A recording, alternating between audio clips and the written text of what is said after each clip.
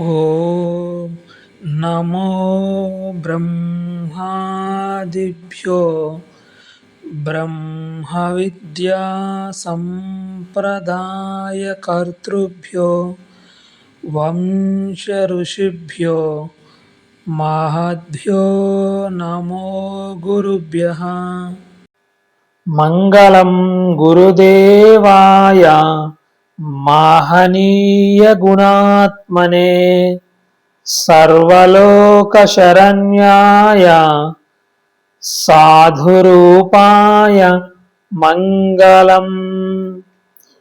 హరి ఓం. శ్రీ గురుభ్యో నమః. కూజంతం రామరామేతి మధురం మధురాక్షరం ఆరుహ్య కవితా శాఖాం వందే వాల్మీకి కోకిలం. బ్రహ్మ మానస సంభూతం బ్రహ్మ బోధన తత్పరం యోగివర్యం ఋషిశ్రేష్టం వశిష్ఠం సద్గురుం భజే.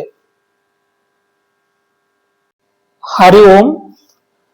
రామచంద్ర మరణించిన దశలో ఉన్నవాడు తాను మళ్ళీ శరీరాన్ని స్వీకరించే ముందు కొంతసేపు పరమాత్మ చైతన్యంలో ఏకీభావం పొందుతాడని, అప్పుడు వాడు ముల్లోకాలను ఏకకాలంలో దర్శించగలుగుతాడని చెప్పుకున్నాము. కానీ రామచంద్ర అలా అతనికి మొత్తంగా కనిపించే ఈ లోకత్రయంలో, అంటే ఈ మూడు లోకాలని ఏకకాలంలో దర్శిస్తాడని చెప్పుకున్నాం కదండి. ఇలా కనిపించే ఈ లోకత్రయంలో ఆ జీవుడు ఏ లోకం మీదైతే ఎక్కువ అభిమానం పెట్టుకుని ఉంటాడో, ఏ లోకం మీద అయితే అతనికి ఎక్కువ ప్రీతి ఉంటుందో, ఏ విషయాల మీద ఏ వ్యక్తుల మీద అతనికి ఎక్కువ అభిమానం ఉంటుందో, అతని మనస్సు దేనినైతే చింతన చేస్తూ ఉంటుందో, దేని మీద అయితే ఎక్కువ అభిమానం పెట్టుకుని ఉంటాడో వాడికి ఆ ప్రపంచము స్థూల ప్రపంచంగా దర్శనమిస్తోంది. ఇది గొప్ప లోతైన సత్యం అండి. ఇది జాగ్రత్తగా సూక్ష్మంగా గ్రహిస్తే తప్ప అర్థం కాదండి. సూక్ష్మంగా గ్రహించాలండి. ఇప్పుడు వశిష్ఠుడు చెప్పిన ఈ విషయాన్ని అర్థం చేసుకోవడానికి మనం స్వప్నం దగ్గరికి వెళ్దామండి. స్వప్నం అనేది మనకి సత్యాన్ని అర్థం చేసుకోవడానికి చాలా సహకరిస్తుందండి. వాస్తవానికి ఇక్కడ స్వప్నం దగ్గర ఏది జరుగుతుందో ఈ విశ్వంలో అదే జరుగుతుంది. ఈ వ్యష్టిలో ఏం జరుగుతుందో సమష్టిలో అదే జరుగుతున్నది. ఎందుకంటే ఈ వ్యష్టి సమష్టిలో ఒక భాగమే కదా. అందుకే మన స్వప్నం ఏమిటో ఈ సమష్టి జగత్తు అలాంటిదే. సరే, ఒక్కసారి మనము ఈ విషయాన్ని కొంచెం సూక్ష్మంగా గ్రహిద్దామండి.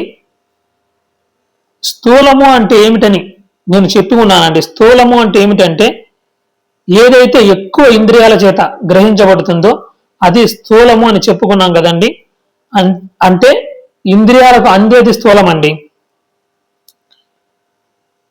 స్థూల ప్రపంచము అంటే ఇంద్రియాలకు అందుతూ ఉంటుంది, అంటే ఇంద్రియాలతో అనుభవిస్తూ ఉంటాడు, ఇంద్రియాలతో తెలుసుకుంటూ ఉంటాడు. అది స్థూల ప్రపంచం. ఇప్పుడు చూడండి, మనం స్వప్నం దగ్గరికి వెళ్దాము. ఒక వ్యక్తి, అతనికి రేపు ఎగ్జామ్ ఉన్నదండి. అతను ఈరోజంతా చదువుతూ ఉన్నాడు, ఆ ఎగ్జామ్ గురించి ఆలోచిస్తూ ఉన్నాడు. ఎగ్జామ్లో క్వశ్చన్స్ ఎలా వస్తాయి, నాకు తెలిసినవే వస్తాయా లేదంటే తెలియనివి వస్తాయా, టఫ్గా ఉంటుందా ఈజీగా ఉంటుందా, ఇదే ఎగ్జామ్ గురించే భయపడుతూ ఎగ్జామ్ గురించి చింతిస్తూ అతని మనస్సు అంతా ఎగ్జామ్ మయమై ఉంటుంది, ఎగ్జామ్తో నిండి ఉంటుంది. అతని మనసు దాన్నే పట్టుకుని ఉంటుందండి.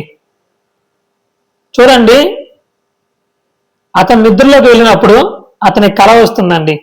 ఏమని? అతని ఎగ్జామ్ హాల్లో ఉన్నట్టు, అతని ఎగ్జామ్ రాస్తున్నట్టు.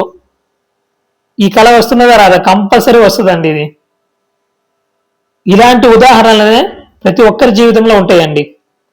అంటే నేను ఈ ఎగ్జామ్ ఉదాహరణ చెప్పానండి, కానీ ఇలాంటి రిలేటెడ్ ఎగ్జాంపుల్స్ ప్రతి ఒక్కరి జీవితంలో ఉంటాయండి. మనం ఏదైతే చింతన చేస్తూ ఉంటామో, ఎక్కువగా దేన్నైతే చింతిస్తూ ఉంటామో అదే రాత్రి కళలుగా వస్తాయండి. అంటే కళ అనే ప్రపంచం ఒకటి మనకి దర్శనం ఇస్తూ ఉన్నది కదండి. ఎలా? స్థూలంగా.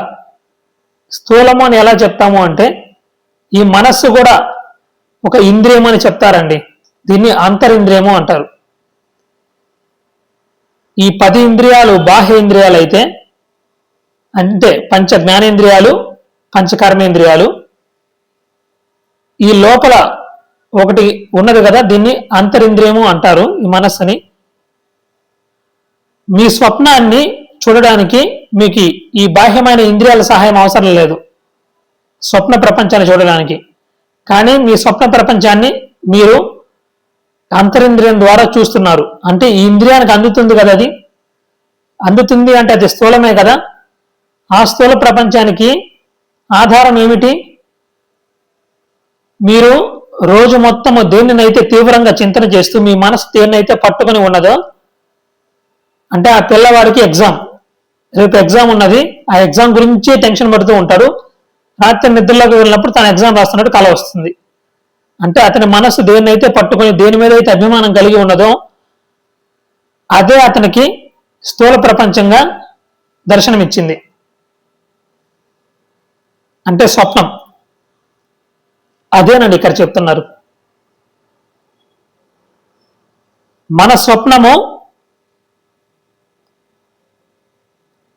మన స్వప్నానికి ఆధారము మనము జాగ్రత్తలో చింతించింది కదండి, అదే చెప్తున్నారండి.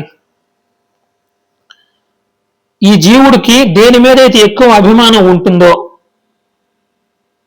వాడికి ఆ మేరకే ఆ ప్రపంచము స్థూల ప్రపంచంగా దర్శనమిస్తూ ఉంటుంది.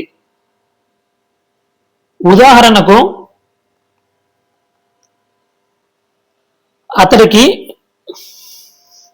అతడి పూర్వజన్మ వాసనల వలన భూలోకం మీద అధిక ప్రీతి ఏర్పడితే, అంటే వాడి యొక్క పూర్వజన్మ సంస్కారాల వలన అతనికి ఈ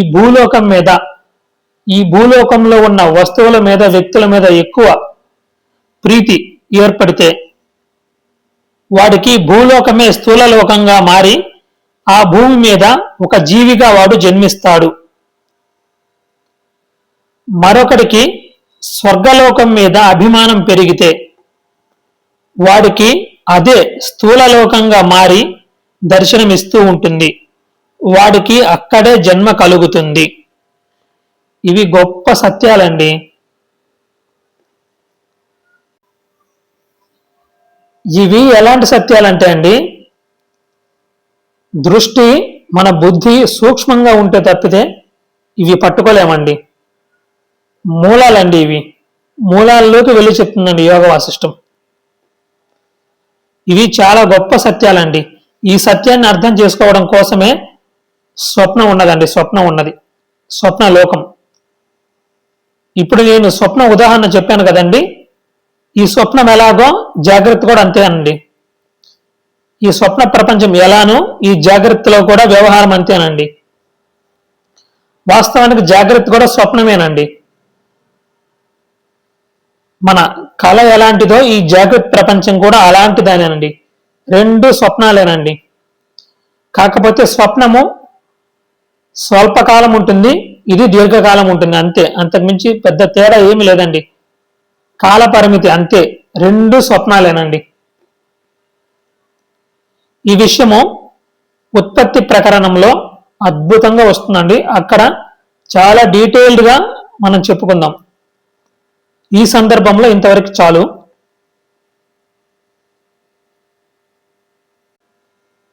ఇక్కడ నేను కొన్ని విషయాలు ప్రస్తావన చేస్తానండి. మనకి శాస్త్రంలో ఒక గొప్ప మాట ఉన్నదండి, యద్భావం తద్భవతి. దేనిని భావిస్తావో దానిగానే అవుతావు. ఈ విషయానికి సంబంధించేనండి ఇప్పటిదాకా మనం మాట్లాడుకున్నది. ఇది నేను కొంత వివరిస్తాను. యద్భావం తద్భవతి, దేనిని భావిస్తావో దానిగానే అవుతావు. ఇది పట్టుకోవడానికి నేను ఒక బెస్ట్ ఎగ్జాంపుల్ చెప్తానండి. జడభరత ఉపాఖ్యానం అండి. భాగవతంలో మనకు జడభరత ఉపాఖ్యానం ఉంటుంది కదండి.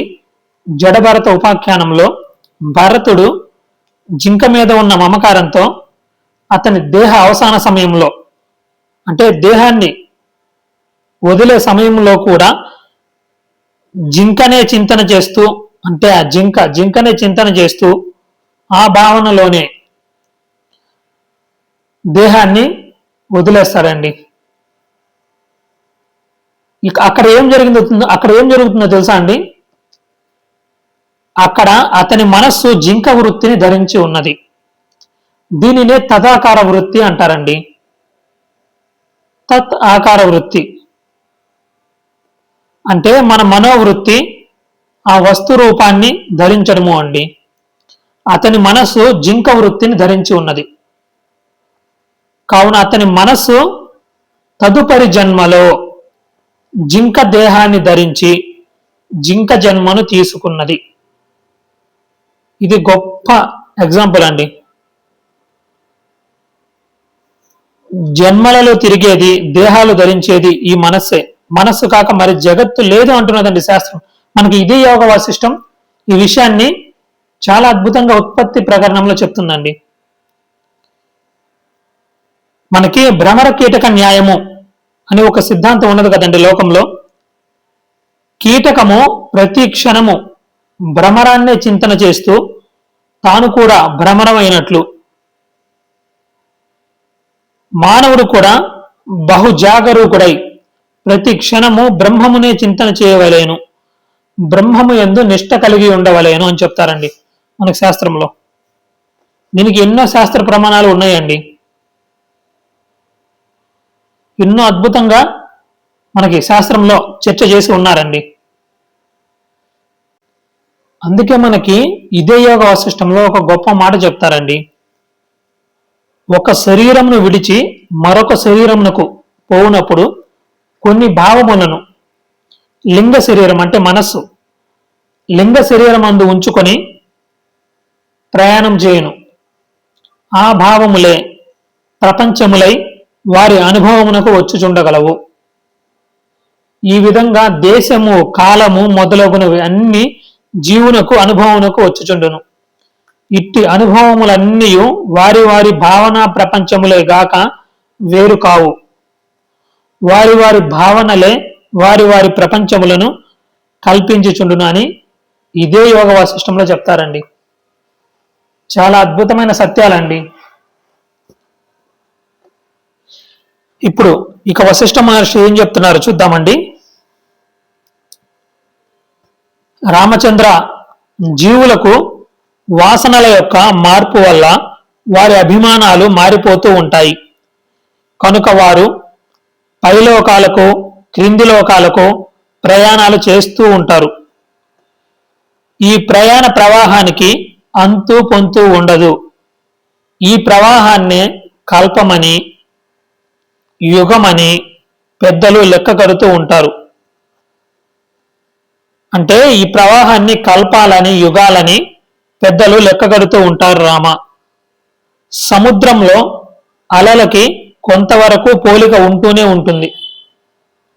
అంత మాత్రం చేత అలలకు వాటి మధ్యన తేడా ఏమీ లేదని చెప్పేందుకు వీలు లేదు. అలాగే సృష్టిలోని కల్పాలు అనే ఈ అలల్లో కూడా అనేక మంది జీవులు ఒకే పోలికతో మళ్ళీ మళ్ళీ జన్మిస్తూ ఉంటారు. మళ్ళీ కొన్ని చోట్ల ఏ పోలిక లేనట్టు నడుస్తూ ఉంటారు అని చెప్పి ముగిస్తున్నారండి. హరి ఓం.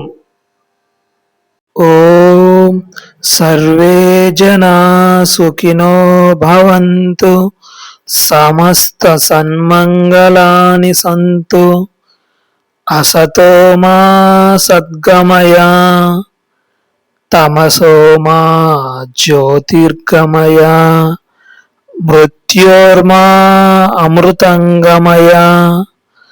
ఓం శాంతి శాంతి శాంతి.